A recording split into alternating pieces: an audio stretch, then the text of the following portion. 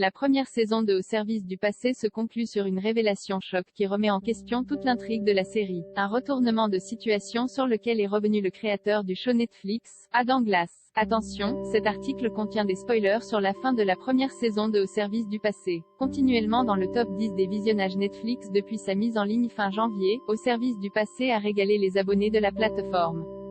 Ces derniers ont cependant eu une surprise de taille en découvrant la dernière scène de la saison, qui remet en question tout ce que les téléspectateurs avaient appris sur Jenny au cours des 8 épisodes disponibles. Un rebondissement inattendu quand la série commence, l'héroïne russe interprétée par Margarita Leviva semble avoir complètement abandonné sa vie d'espionne et refait sa vie aux États-Unis. C'est l'agent de la CIA Chauncey, Killian O'Sullivan, qui la force à reprendre les armes pour l'aider à déjouer un complot, ou du moins, c'est ce que l'on croyait. La première surprise du scénario vient du fait que le complot en question a été orchestré par la propre mère de Jenny, ou plutôt Anya de son vrai nom. Et la seconde est que cette dernière n'a, semble-t-il, jamais cessé de travailler pour le compte de la Russie. En effet, de retour aux États-Unis et alors qu'elle entame une relation avec Chauncey, on voit Jenny récupérer un téléphone caché dans le sol de son garage puis appeler un personnage inconnu, à qui elle déclare, en russe, Agent Anya Petrova. Ça a marché, je suis en place. Ce que cela signifie pour le personnage dans une interview à Entertainment Weekly, le créateur de la série, Adam Glass, a révélé qu'il n'avait pas dès le départ donné le scénario du dernier épisode à Margarita Leviva afin qu'elle ne change pas la façon dont elle jouait Jenny. Elle savait tout ce qui se passait et elle s'est mise elle-même dans cette position. Une saison 2 questionnerait pourquoi elle a fait ça, précise-t-il. Si Netflix n'a d'ailleurs pas encore confirmé qu'une nouvelle saison verrait bien le jour, Adam Glass, lui, a déjà tout prévu.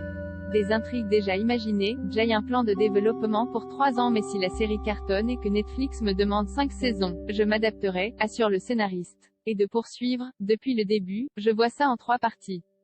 J'imagine toujours le commencement et la fin, et ensuite comment y parvenir. C'est presque comme un puzzle. C'est ce qu'il y a de génial avec les réunions de scénaristes, et le fait d'avoir de bons auteurs qui sont capables de relier tous les points que j'affiche sur le tableau, explique-t-il avant de donner un aperçu de ce qu'on pourrait voir dans la saison 2. Si nouveaux épisodes il y avait, il continuerait à explorer le passé de Anya, dont la version jeune est incarnée par Stasia Miloslavskaya, et plus précisément sa première fois aux États-Unis dans les années 90. Les spectateurs la suivraient alors qu'elle mène une double vie d'étudiante à l'université de New York tout en réussissant des missions sous son nom de code, le Murmure. Sa relation avec Chauncey devrait aussi être au cœur de l'éventuelle seconde saison. Jenny a une mission et pourrait bien craquer pour Chauncey. Vont-ils être un peu comme Monsieur et Madame Smith dans une nouvelle saison et continuer à construire leur relation tout en travaillant ensemble? D'une certaine manière, cela reflète ce qui est arrivé à Anya, elle doit à nouveau choisir entre l'amour et le pays, raconte Adam Glass.